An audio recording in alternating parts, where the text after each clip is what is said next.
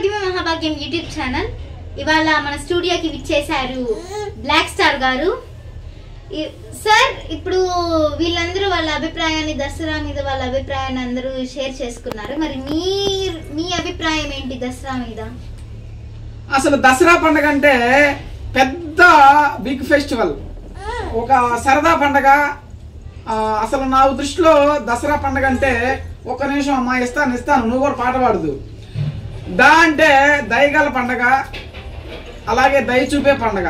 సా అంటే సరదాలు సంతోషాలు తెచ్చే పండగ.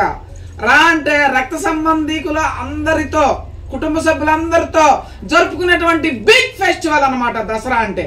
మరి దసరాకి అసలు ఏంటి, దసరా వల్ల ఉపయోగాలు ఏంటి, దసరా వల్ల వచ్చేటువంటి సంతోషాలు ఏంటి అనేవి మనం తెలుసుకున్నాం. ఈ తెలుసుకునే ముందు మా పాప ఒక పాట పాడిద్ది. రాను బొంబాయి రాను పాట పాడమ్మా. పాడు పాడు పాడు. ఈ పిల్ల పాడింది, ఆ పిల్ల బొంబాయి రాదట. ఒక్క నిమిషం అక్కకి. సార్, మీరు మరి అసలు దసరా మామూలు ఇవ్వచ్చా ఇవ్వకూడదా? కరెక్ట్ అంటారా, రాంగ్ అంటారా? నా దృష్టిలో దసరా మామూలు అనేది కంపల్సరిగా ఇయ్యాలి. దసరా మామూలు ఇస్తేనే ఆ దసరాకి ఒక వన్నె తెచ్చినట్టు.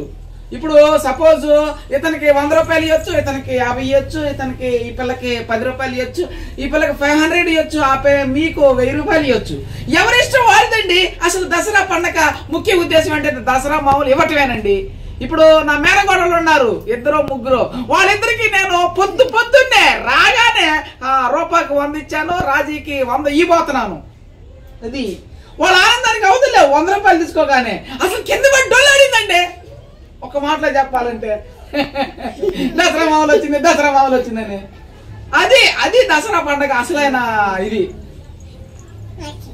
Thank you sir. అలాగే మా పాప పాట పాడిద్ది. పాట పాడు. బటర్ఫ్లై. Very good. మరి దసరా పండగ పాట పాడింది. అందరు కూడా ఈ పిల్లకి చెంపలు వాయిద్దాం.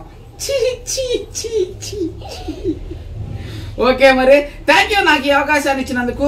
అలాగే ఈ రోజు నైట్ 2 పాటలు కూడా పాడుతున్నాము. దసరా వచ్చిందయ్యా, అలాగే మహా కనకదుర్గ కూడా పాడి మరి ఈ యొక్క స్టూడియో మాకు ఇచ్చినటువంటి అవకాశాన్ని సద్వినియోగం చేసుకుంటాం. Thank you. చప్పట్లు కొట్టండి అందరూ, చప్పట్లు కొట్టండి. చప్పట్లు కొట్టినాక ఈ పిల్ల చెంపలు కొట్టండి.